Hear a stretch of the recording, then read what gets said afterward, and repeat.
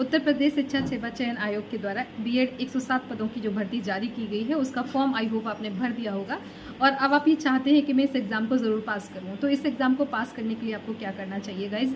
आपने एजुकेशन को बहुत अच्छे से पढ़ना है, लेकिन उससे ज़्यादा अच्छे से पढ़ना है आपको पेपर 1 को, जिसमें हमारे यहाँ पर 6 यूनिट हैं अलग अलग, जो आपका हिस्ट्री है, पॉलिटी है, इकोनॉमिक्स है, इंडियन कॉन्स्टिट्यूशन है, पीपल एंड एनवायरनमेंट है, टीचिंग एप्टीट्यूड है, रिसर्च एप्टीट्यूड है, करंट अफेयर्स है, आईसीटी है।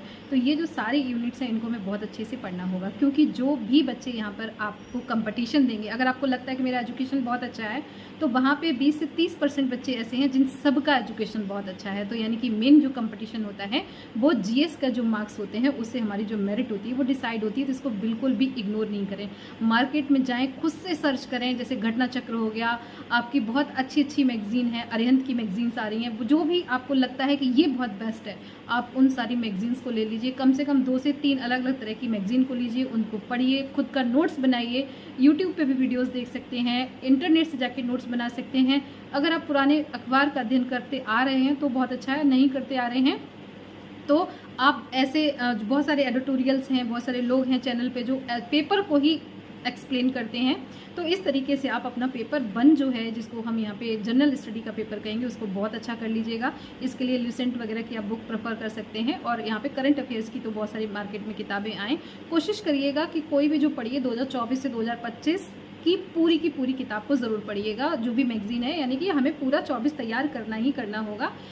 पेपर जो है वो मान के चलिएगा कि बनने वाला ही होगा। तो अभी तक की जो घटनाएं हैं, है ना, अभी तो बना नहीं होगा, अगर बनने वाला है तो अभी तक की जो घटनाएं हैं 2024 से लेके, तो उनको एटलीस्ट देख लें। और अगर कोई ज़्यादा अच्छा पढ़ सकता है तो थोड़ा बहुत नज़र आप 2023 पे डाल लें। इसके अलावा जो अभी असिस्टेंट प्रोफेसर का एग्ज़ाम हो चुका है उस एग्ज़ाम को भी थोड़ा सा देख लीजिएगा कि किस पैटर्न के क्वेश्चन आए हैं, उसी तरह का पेपर आता है। असिस्टेंट प्रोफेसर एजुकेशन का जो पेपर हुआ है और जो बीएड का होगा एजुकेशन सब्जेक्ट का, उसका नेचर दोनों का अलग होता है।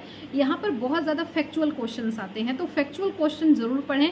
और यहाँ पर जो स्टैंडर्ड किताबें हैं, अगर आप तैयारी करें सीरियसली तो आपको पता है कि आपके सब्जेक्ट की स्टैंडर्ड किताब क्या है, उस स्टैंडर्ड किताब को आप लीजिएगा। 1 बाई 1 हर यूनिट की किताब उठाइए, उसमें से इंपॉर्टेंट चीज़ों को, फैक्ट्स को निकालिए, उनको लिखिए और उनको याद करिए। तो ये सफलता के 2 बहुत बड़े मूल मंत्र हैं कि एक तो हम पेपर 1 को बहुत अच्छे से पढ़ेंगे, मैगजीन्स को पढ़ेंगे, 2 से 3 मैगजीन्स पढ़ेंगे, और दूसरा जो हमारा सब्जेक्ट है उससे रिलेटेड जो किताबें हैं उनको इग्नोर नहीं करेंगे। गाइज, ये असिस्टेंट प्रोफेसर का एग्जाम है, इसके लिए कोई शॉर्टकट नहीं है।